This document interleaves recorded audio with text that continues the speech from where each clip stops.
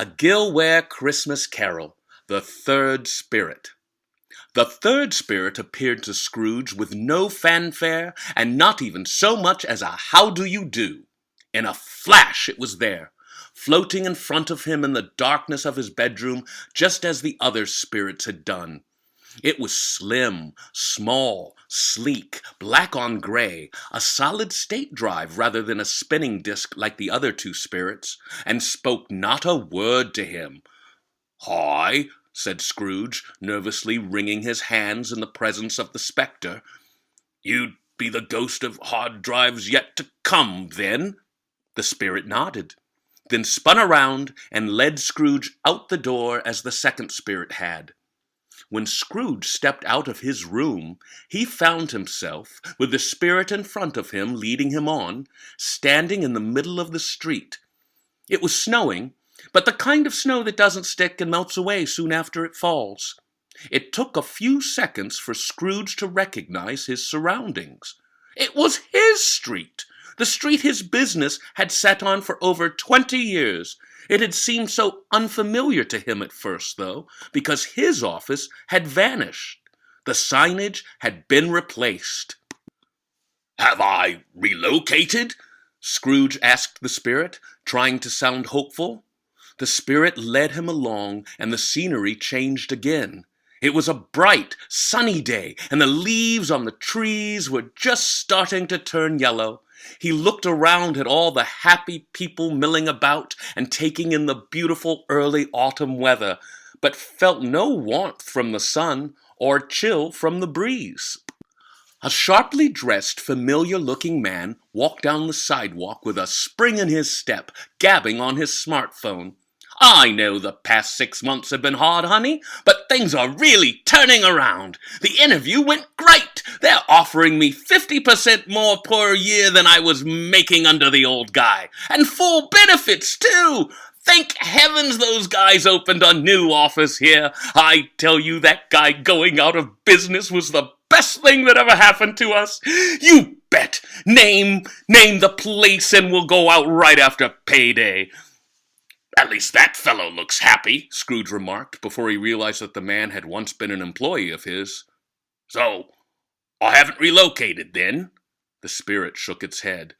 "I suppose Cratchit's enjoying himself, too," said Scrooge. The spirit bade Scrooge step forward, and when he did, Scrooge found himself standing in a courtroom, observing the proceedings like a phantom as Bob Cratchit stood in front of a judge. It seemed Scrooge had suffered debilitating data loss, scuttling his business and forcing him to shutter his doors, and he had laid the blame solely on Cratchit, seeking compensation. "I wouldn't do that to him," Scrooge protested, but the spirit did not even give a single pithy retort, merely floating like an unearthly monolith in front of Scrooge. He felt just as much on trial as his former IT services. "Do I win?" The spirit nodded. "But what could I have done differently? The last spirit showed me the flaws with every backup I could have used." The scene changed yet again, back to Cratchit's house, where now the dining room table was empty, dishes piled up in the sink, some a week old, and a half-empty bottle of cheap wine sat open on the counter next to an empty glass. It looked like the entire house had depression. Bob Cratchit and his wife were nowhere to be found. What about?" The spirit motioned to a folded-up wheelchair that languished in the living room, propped up next to the sofa. "So, Tiny Tim doesn't need the wheelchair anymore?" Scrooge said, laughing in an attempt to inject some levity into the gloomy, empty home. The spirit stayed silent. "Oh." The spirit turned around and pulled Scrooge away from the empty house. "I suppose I must have made out like a bandit," Scrooge said, though the words turned to ash in his mouth as the spirit brought him to his own house. It, too, was empty and quiet as a grave.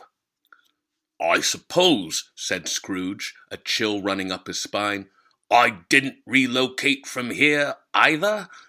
The spirit moved on, as if Scrooge hadn't said anything, leading him into his bedroom, where a white sheet had been drawn over a lump on top of the bed, approximately Scrooge's size, and approximately Scrooge's shape. A single white hand, cold, hard, and tinged blue-white, poked out from the sheet and brushed against the floor. The ghost of hard drives yet to come hovered over the bed and floated over the headboard, beckoning Scrooge with an invisible hand. "Before I come closer," said Scrooge, "please tell me, spirit, is this a vision of what will be, or merely what might be?" The spirit said nothing.